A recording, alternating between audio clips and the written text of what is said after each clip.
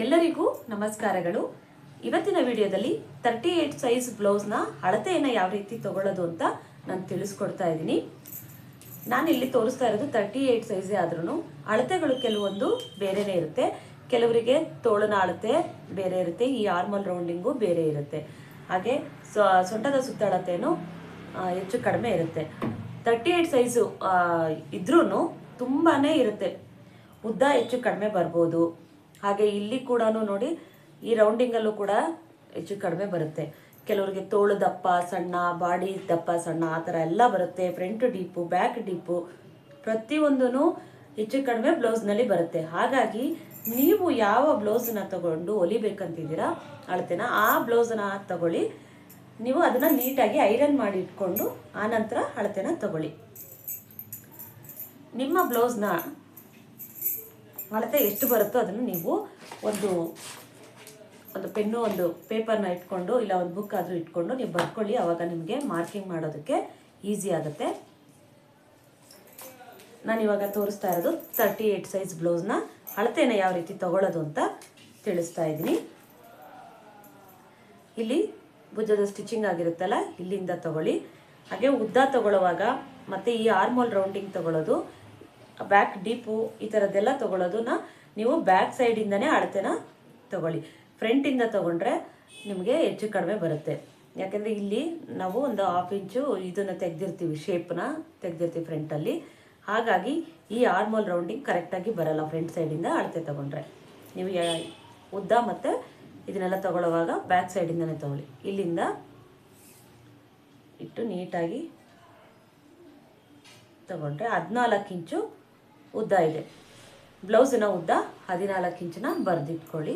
ಹಾಗೆ armhole rounding ತಗೊಳ್ಳೋದು ಇವ್ರಿಗಿಲ್ಲಿ 6.5 ಬರ್ತಾ ಇದೆ. ಈ ರೀತಿ ಟೇಪನ್ನು ತಿರುಗಿಸಿ ನಿಮಗೆ ಈಸಿಯಾಗಿ ಗೊತ್ತಾಗ್ಬಿಡುತ್ತೆ. ಇದು 6.5 ಇಂಚಿಗೆ ಇವರ ಕಂಕಳು 6.5 ಬರ್ತಾ ಇದೆ. ಹಾಗೆ ಬ್ಯಾಕ್ ಡೀಪ್ ತಗೊಳ್ಳುವಾಗ ನೀಟಾಗಿ ಇಟ್ಟು ತಗೊಳ್ಳಿ. 9 ಇಂಚು ಬರ್ತಾ ಇದೆ. ನೀವು ತಗೊಂಡಿರೋಂಥ ಬ್ಲೌಸ್ನಲ್ಲಿ ನಿಮ್ಮ ಬ್ಲೌಸಲ್ಲಿ ಏನು ಅಳತೆ ಬರುತ್ತೋ ಅದನ್ನು ತಗೊಳ್ಳಿ. 9 ಇಂಚು ಈ ರೀತಿ ನೋಡಿಕೊಂಡ್ರೆ ಸಾಕು, ನಿಮಗೆ ಗೊತ್ತಾಗ್ಬಿಡುತ್ತೆ 9 ಇಂಚು ಬರ್ತಾ ಇದೆ. ಹಾಗೆಯೇ ಫ್ರಂಟ್ ಡೀಪ್ ತಗೊಳ್ಳೋದಕ್ಕೆ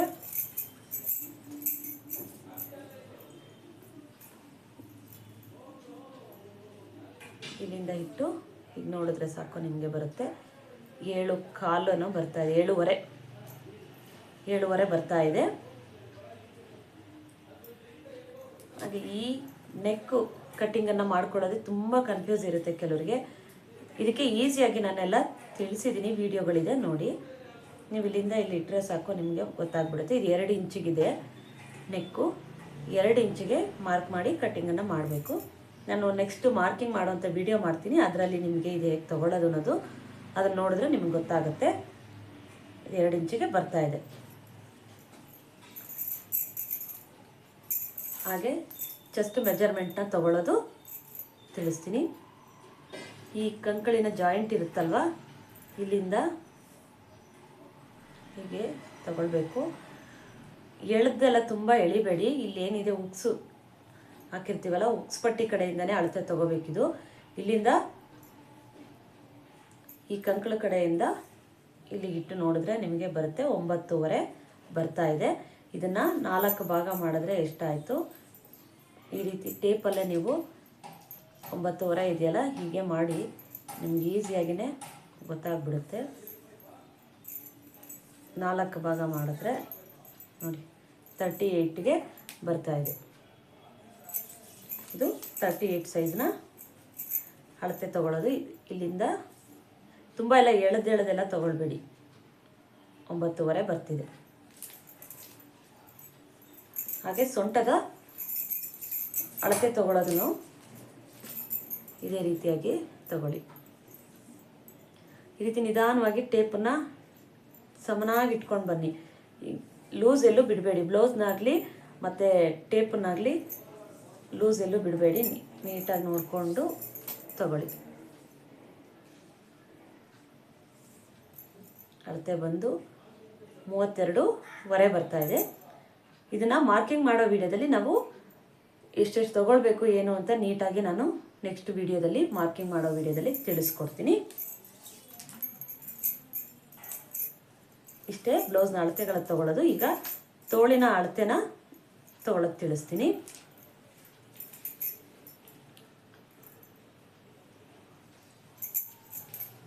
ತೋಳಿನ ಉದ್ದನ ಇಟ್ಟು ಈ ರೀತಿ ತಗೊಳ್ಳಿ. ಕರೆಕ್ಟಾಗಿ ಸ್ಟ್ರೈಟ್ ಇರಬೇಕು. ಇಲ್ಲಿ ಸ್ಟಿಚಿಂಗ್ ಮಾಡಿರ್ತೀವಲ್ಲ, ಇಲ್ಲಿಂದ ಇದು ಕರೆಕ್ಟಾಗಿ ಇರಬೇಕು. ಇಲ್ಲೆಲ್ಲ ನೀಟಾಗಿ ಐರನ್ ಮಾಡಿಕೊಂಡೇ ನೀವು ತಗೊಳ್ಳಿ, ಆವಾಗ ನಿಮಗೆ ನೀಟಾಗಿ ಬರುತ್ತೆ. 8 ಮುಕ್ಕಾಲಿದೆ. 8 ಮುಕ್ಕಾಲು ತೋಳಿನ ಉದ್ದ ಇದೆ.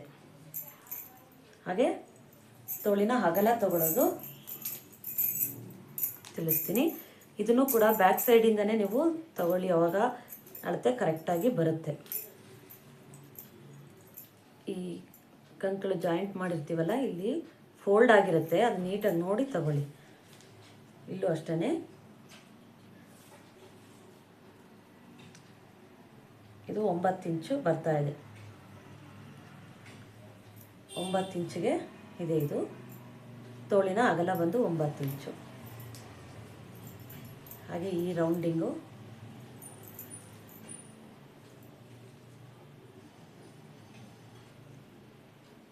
5 ಮುಕ್ಕಾಲಿದೆ.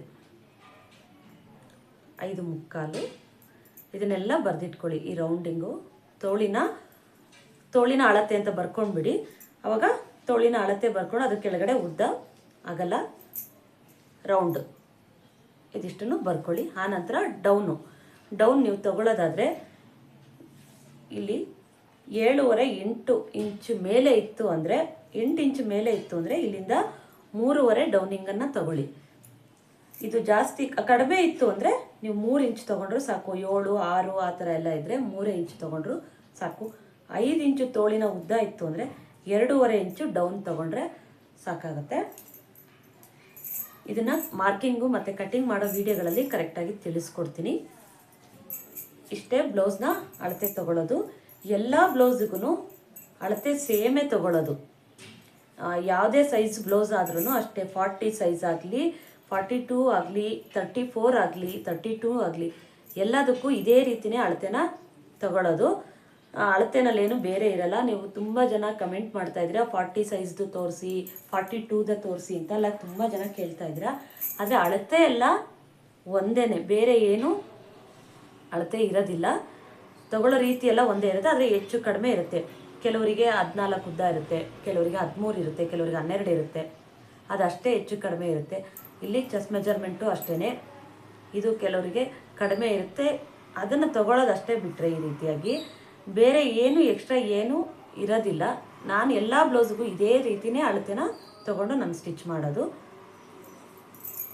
ಇದೇ ರೀತಿ ನಿಮ್ಮ ಬ್ಲೌಸ್ನಲ್ಲಿ ಏನು ಅಳತೆ ಬರುತ್ತೋ ಅದನ್ನು ತಗೊಂಡು ಮಾರ್ಕ್ ಮಾಡಿ ಕಟ್ಟಿಂಗನ್ನು ಮಾಡಿ. ನಾನು ನೆಕ್ಸ್ಟು ಮಾರ್ಕಿಂಗ್ ಮಾಡೋ ವಿಡಿಯೋ ತೋರಿಸ್ತೀನಿ. ಅದಾದಮೇಲೆ ಒಂದೊಂದೇ ಸ್ಟಿಚಿಂಗ್ ಮಾಡೋದನ್ನು ನಾನು ತಿಳಿಸ್ಕೊಡ್ತೀನಿ.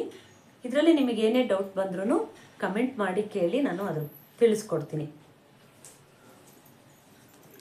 ಹಾಗೆ ಕ್ರಾಸ್ ಪಟ್ಟಿ ತೊಗೊಳ್ಳೋದು, ನಾನು ಇದನ್ನೇನು ಅಳತೆ ಎಲ್ಲ ತೊಗೊಂಡು ನಾನು ಕ್ರಾಸ್ ಪಟ್ಟಿನ ಕಟ್ಟಿಂಗ್ ಎಲ್ಲ ಮಾಡೋದಿಲ್ಲ.